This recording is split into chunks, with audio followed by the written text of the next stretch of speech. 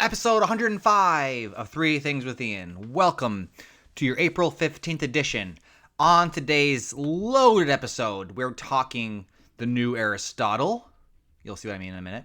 We're talking who will win the MVP and who should win the MVP for the NBA.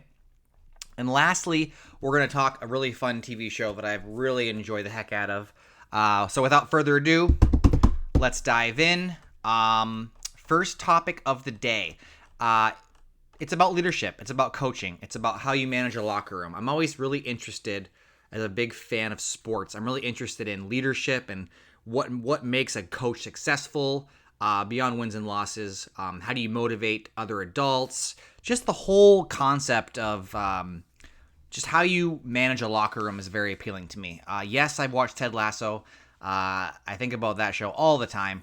It's probably lives rent-free in my head, almost like no other program. But anyway, the title of my first topic is Aristotle, ? Hulk Hogan, ? What can we learn from Dan Campbell's locker room speeches? So, in this era of ubiquitous cameras, the NFL post-game locker room is on full display, never been more visible, and nobody has mastered it quite like our 49-year-old Texan with the hulking build of a former tight end and the vocal cadence of Hulk Hogan and an abiding love of strong coffee and unflavored tobacco. Dan Campbell, the mastermind of the greatest turnaround in sports history, my Detroit Lions. Anyway, Dan Campbell is the head coach of the Detroit Lions NFL football team. He is a very popular coach right now. Obviously, that has a lot to do with the fact that he has turned around one of the weakest squads in the NFL to being a literal powerhouse. His speeches in the locker room feature tales of death, survival, resilience, and grit, growth, and vulnerability. And like clockwork, they have almost all gone viral, and the Lions have become one of the top 3 NFL teams going right now. So emotional intelligence, his ability to read the room. There was an article that I read that I'm kind of highlighting a bit of the points from, and basically speech experts and academics, and even some of his former players were sat down and kind of talked to him about what makes him such a successful motivator. Because after all, a locker room speech, if not a high stakes public speaking engagement, your goal is to inspire a captive audience of 60 odd players in front of you who have one objective, and that's to win as many games as they can. So, high stakes, you better believe it. The NFL is a game of wins and losses on a razor thin margin. So, believe it or not, Dan Campbell's speeches have all the hallmarks of Aristotle's theory of classical rhetoric. Very interesting. There are elements of pathos, emotion, logos, which is data, and kairos, which is timing. And there's also a physical performance, right, that calls to mind a one-man show, right? He's up there, he's using his entire body, his cadence, just the way that he's all in, right? A speech is a performance, and no one is doing it like Dan Campbell right now. So one of the big things that he focuses on, and this is something that I think about all the time, is this concept of growth mindset, right? He's using language that focuses on identity and echoes what we call growth mindset, right? The idea of being vulnerable, being open to change, following a direction, right? They're all rowing in the same direction. We have objectives. It's all about grit. It's all about being on the same page, being accountable for your mistakes, right? It's what great teams do is they build great belief systems that they all can embody together, right? He has managed to create what the Lions are. They know who they are, and they're all, like I said, they're all moving together in the same direction, and they're very open and honest about when things go wrong, identifying that quickly, and identifying solutions in real time, right? So he's most famous. One of his most famous speeches was in 2022. It aired on HBO's Hard Knocks. It was the speech that followed the biting kneecap speech, which was a weird one, I will admit, but it's when he really he had the word grit on the wall, right? He imagined the Lions as an upstart combatant in battle royale in a dangerous oceanic abyss. It was passionate, it was mesmerizing, and a little bit unhinged. Part of Dan Campbell's charm is that he's always just on the edge of losing it. And so his eye contact, his vocal projection, his emotion, his storytelling, he uses a slew of rhetorical flourishes, including alliteration, the rules of three, and the power of the particular. He hones in on particular people and emotions and feelings and what went right, right? He's simple, but not simplistic, right? And he pauses for dramatic effect. And like I said before, the through line is identity. Who the lines are now and what they want to accomplish, right? It's what we do with, it's very similar to how parents talk to their children about leadership techniques. This is where you are. This is where I want you to be. This is how I can help you. This is how I can assist you get there, right? It's the difference between saying don't lie and saying we're not liars, right? Saying don't lie is saying don't do things in this one particular instance. But if you say we're a family that lies, that does not lie, we're generous people, right? You're talking about a different way to approach problem solving. So anyway, this is just one of those things that just Dan Campbell is so authentic, and I think that that's something that a lot of coaches, namely apparently Bill Belichick, who's just kind of gone off in left field here. It's not easy to be authentic in all you do because you're in the limelight, right? And so the Lions were literally a couple years ago a laughingstock, winless, hopeless, a conveyor belt of coaches. But I think they landed on a guy, Dan Campbell, who I believe in, who I trust in, and I'm looking forward to seeing what the Lions do. So maybe not Aristotle, maybe not Hulk Hogan, but definitely a combination of the two, I think. So anyway, let's change topics here and let's pivot. Let's talk about a TV show that I'm really enjoying. Let me pull up my notes really quickly. Sorry for this. So the show is called Common Sense, and it's a program on HBO Max.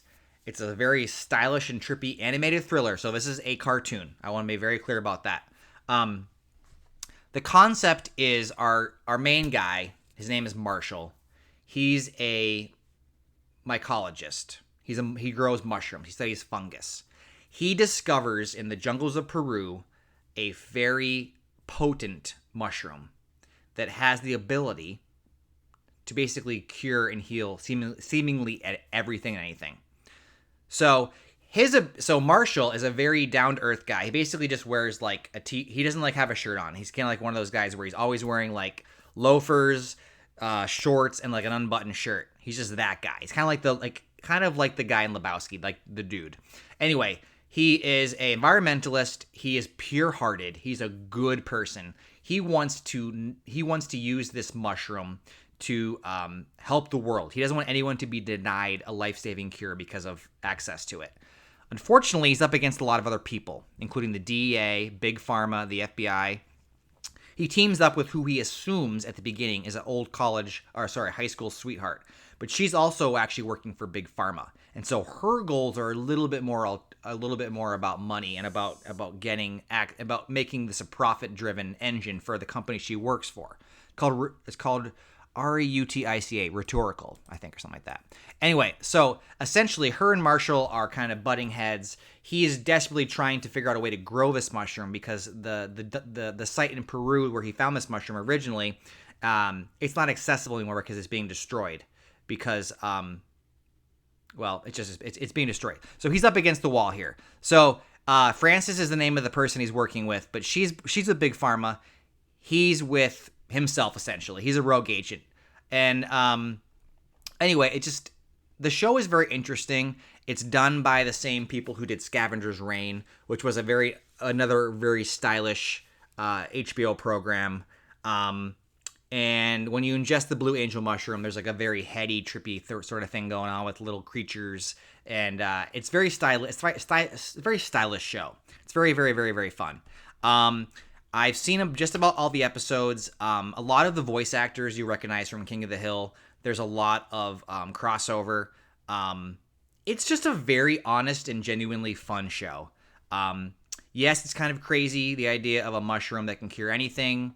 Okay, maybe a little bit of a leap there, but I just say check it out. I don't want to give out too much more about the show, but it is really, really, really, really fun, and I'm enjoying it. So that is that. My number 3 thing, and it's kind of long, so I'm going to be very short, is the NBA ended up, the regular season ended just yesterday, I believe, and we got to crown an MVP. And everybody is going to say it should be Jokic again because, my God, he has done everything. He's just getting better and better and better. Every metric you can possibly throw out the window, he's leading in those categories. But I and a lot of other people would like to give it to an individual who is not as well known, Shai Gilgeous-Alexander. SGA for short. He's actually from Canada, Canadian. He plays for the Oklahoma City Thunder, and they have been the best team in basketball for the entirety of the season. No shade to the Cavaliers, who also are leading their respective conference in the East, but the Thunder are doing some impressive things, and a lot of it is because SGA is a phenomenal player. He led this team to the highest point differential in NBA history. He plays defense. He plays offense. He's a phenomenal shooter, phenomenal passer, right? He's playing on the best team. That doesn't always mean that you need to get the MVP, but it certainly helps when you're one of the best players on the court for the best team and is playing both sides of the court. He plays offense, he plays defense. So I can give you a crap load of stats on this guy, but I like his swagger. I like that he's not as well known. He plays for a smaller market team, and his name is not Nikola Jokic. And so I would like to formally announce, if I had a vote, I would give it to Shai Gilgeous. It's Gilgeous. I don't know why I'm having trouble with this name. It's been a long day. But SGA, Shai Gilgeous-Alexander from the Thunder, should be your 2024-2025 NBA MVP. So, in this episode, what an episode. I crammed in a lot for you guys. We talked about a trippy, stylish animated show about mushrooms called Common Side Effects. Great title, by the way. We talked about who should win the MVP, and we talked about the newest, greatest, right now, asterisk, coach of the modern NFL, Mr. Dan Campbell, on my Detroit Lions. Grit. Okay, I'm going to leave you with that. I will see you guys tomorrow. Have a splendid evening. Goodbye.